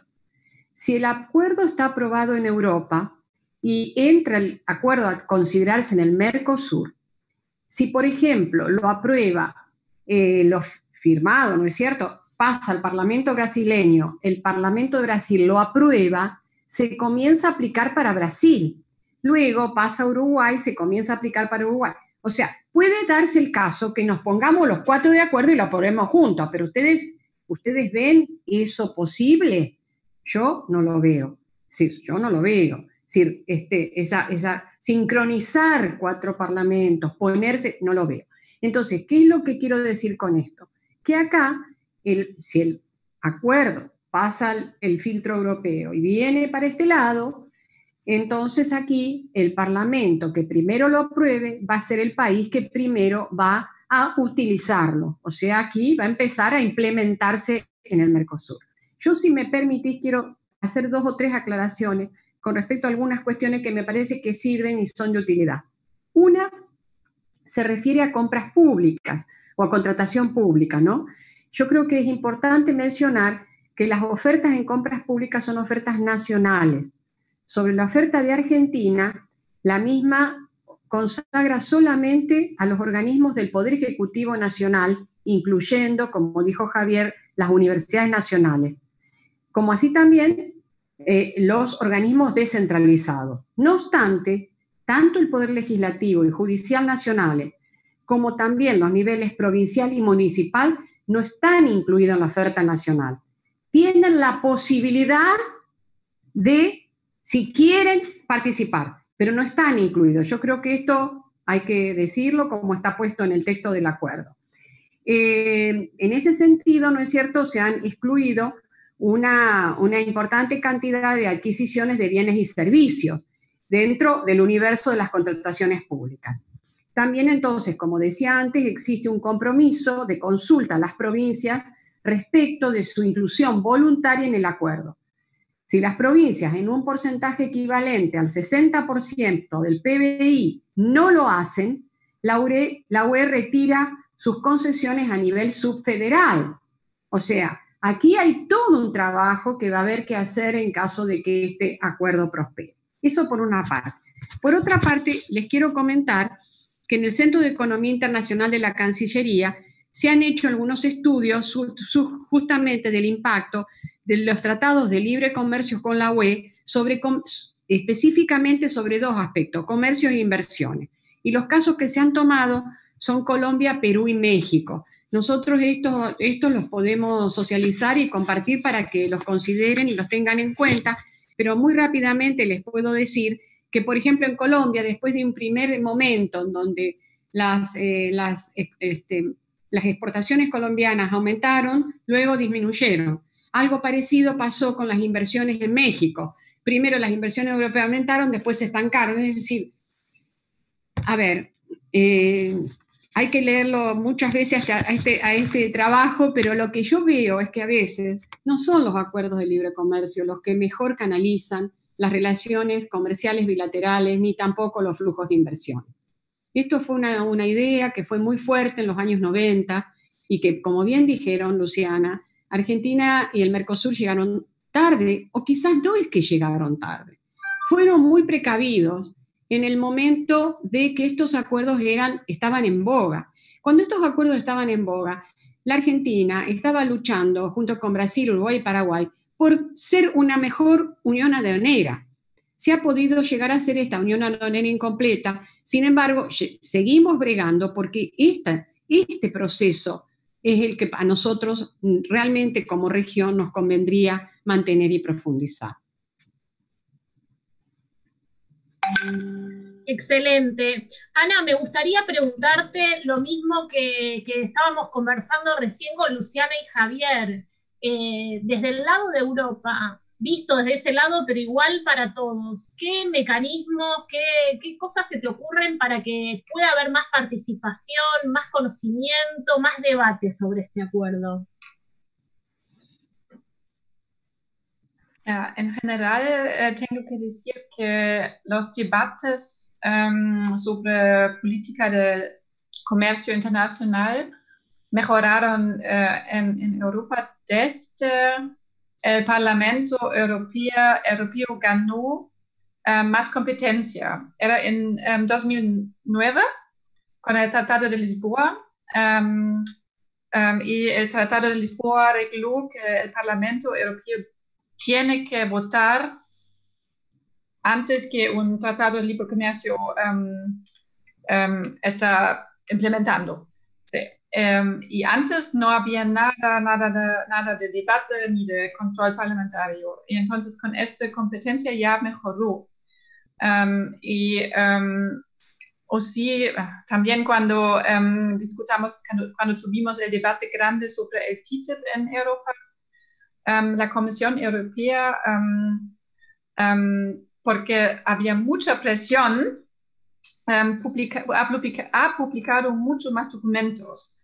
Antes era muy secreto y casi no habían documentos públicos y ahora está mucho mejor ya y más documentos son publicados en el Internet, o también los parlamentarios reciben algunos documentos. Entonces, eso ya mejoró un poquito. Yo pienso que es muy importante que el Parlamento gane más competencia todavía, porque el problema es que el mandato es muy importante. El mandato es, bueno, es al principio de las negociaciones. Y en ese momento el Parlamento no tiene nada que sea al principio, solamente cuando ya después de 20 años de negociación el Parlamento tiene que decir sí o no. Y ese es el problema. Yo pienso que el Parlamento tiene que decir algo ya desde el principio. Claro. Y también creo que después de algunos años sería bien de evaluar tratados de libre comercio y de tener un debate público de las implicaciones. ¿Fue bueno, fue malo o no? ¿O tenemos que revisar algo? Y yo creo que es muy importante tener una cláusula de revisión en todos los tratados de libre comercio para realmente tener una evaluación pública con la gente. Esas son dos ideas muy concretas, muy concretas. Excelente. Te transmito, Luciana, una pregunta del público, la voy a leer. Entonces, ¿vos condenás el hecho de que la presencia de empresas beneficiosas como Monsanto para la labor de mercado y producción de nuestros productores utilicen desarrollos científicos viables para fortalecer la composición química y nutrimental de los alimentos, semillas y granos? Qué temita, ¿no? A ver, en realidad esa es una pregunta que es maravillosa, porque es la pregunta que trasciende la discusión sobre los tratados de libre comercio, porque justamente, un poco retomo lo que decía antes, cuando discutimos comercio, o discutimos un tratado internacional, que parece una cosa de abogados o de economistas, estamos discutiendo cómo va a vivir la gente en un territorio. Y no es una cuestión, perdón Javi, sí, es así, perdonen los abogados, pero yo aprendo mucho de los abogados, soy politóloga y tenemos ese problemita de que no entendemos lo de las cláusulas. Bueno, ya después de 20 años de leerlas, ya algo sí. Pero sí hay una cuestión real, que es que lo que está dentro de este tratado, por eso es qué condiciones de vida son las que se van a profundizar en un territorio u otro. Digo, y esto no es una especulación ideológica.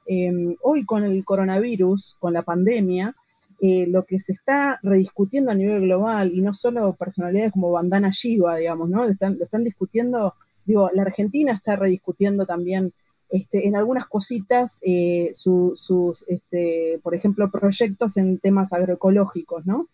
Hoy se está discutiendo, se pone sobre la vía campesina, todos te ponen sobre la mesa de discusión, bueno, ¿qué forma de alimento se produce? ¿Para qué se produce? ¿Para que lo consuma quién?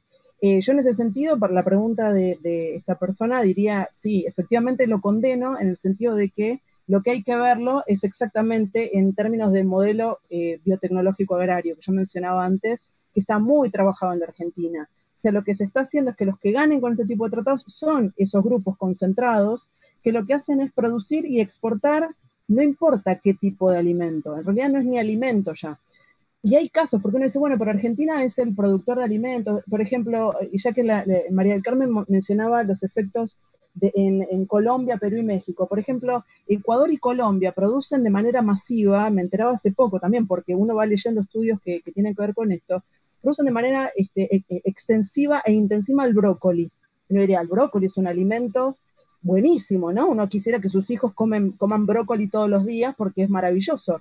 Pero resulta que cuando el brócoli se lo produce de manera extensiva para la exportación, consume una enorme cantidad de agua, que no es agua que va entonces hacia ese producto y no va hacia, por ejemplo, otro tipo de producciones familiares, ¿no? Lo mismo pasa en Chile con la palta. Uno dice la palta, un gran alimento que es bueno para el corazón, sí, pero cuando se produce de manera extensiva en Chile, eso hace que los ríos que bajan desde la cordillera sean redireccionados hacia la zona de cultivo de palta y no hacia la agricultura familiar, por ejemplo. ¿Para qué se produce palta? ¿Para que lo coman los chilenos? No, para la exportación hacia el mercado asiático.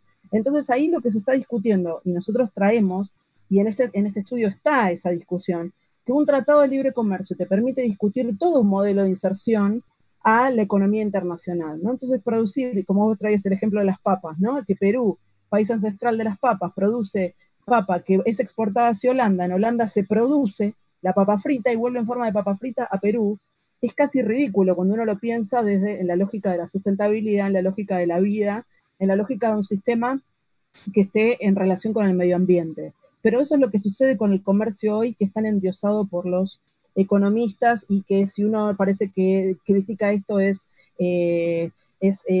premoderno y es cavernícola y quiere volver a que cada uno viva con lo suyo. Y de alguna manera sí se está poniendo en discusión eso, ¿no?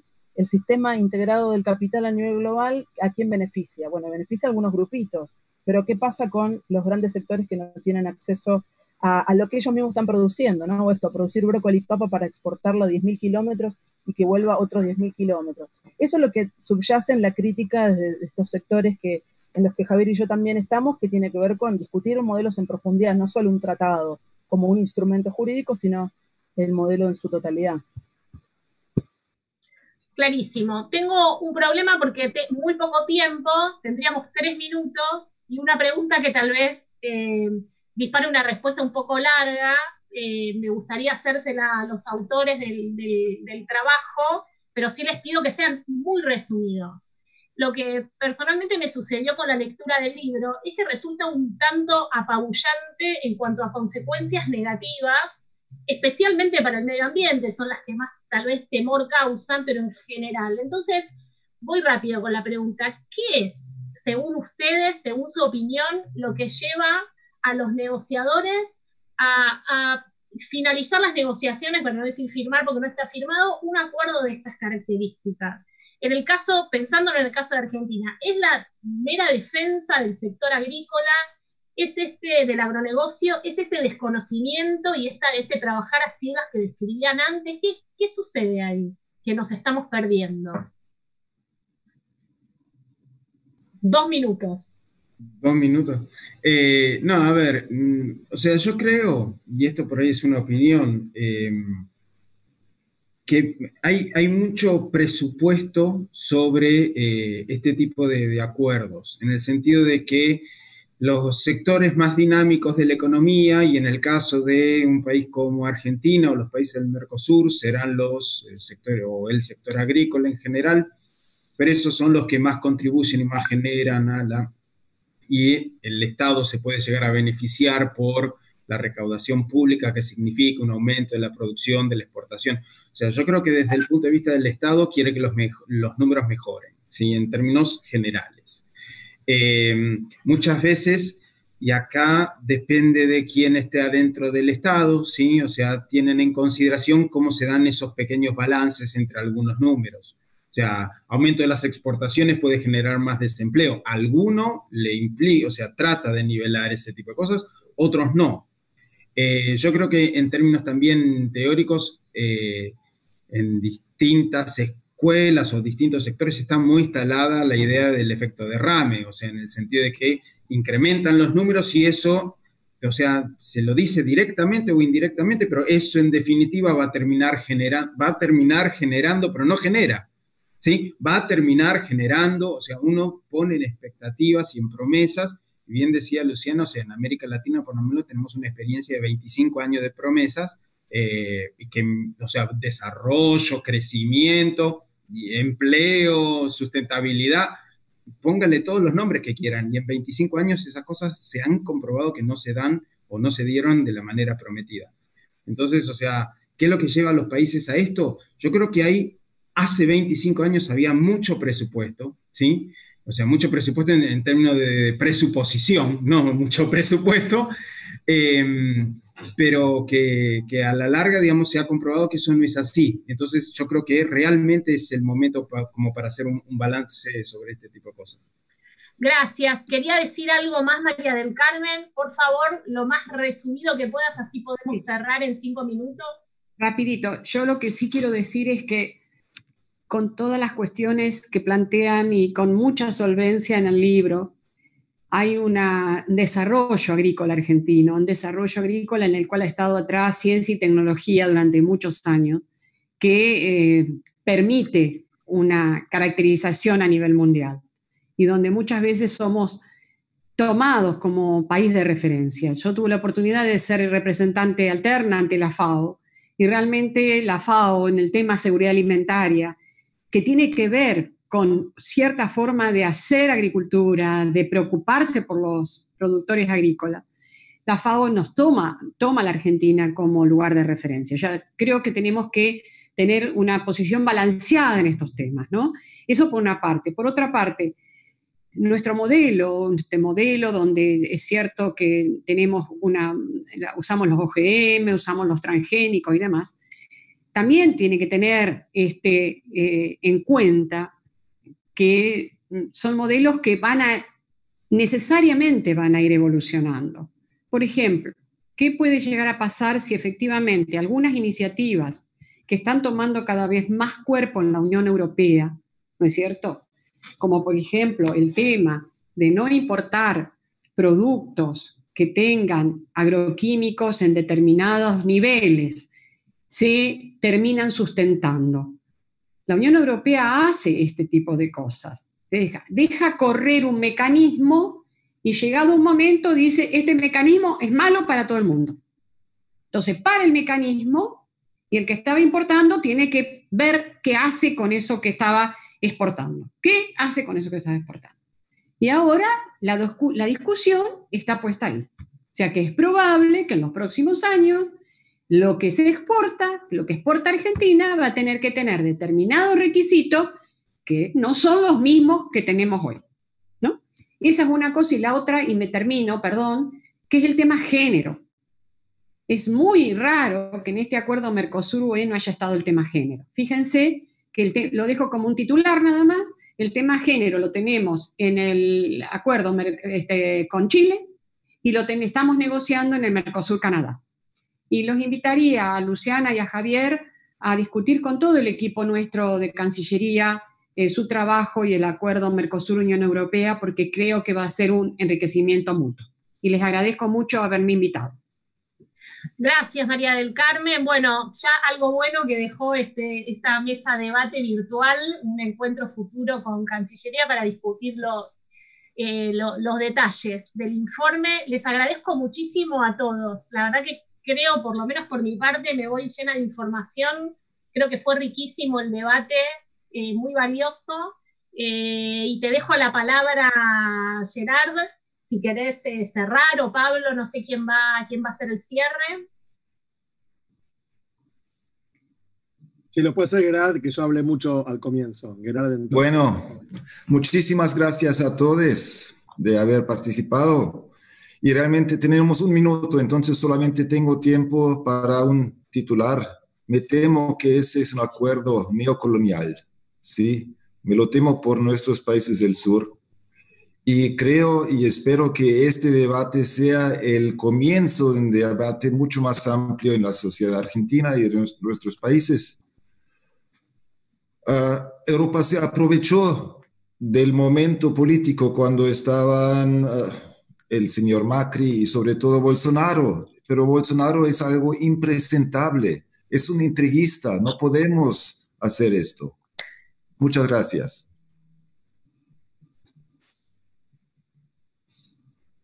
Bueno, entonces, nos despedimos ya, Verónica, ¿verdad? Sí, damos por terminado el debate.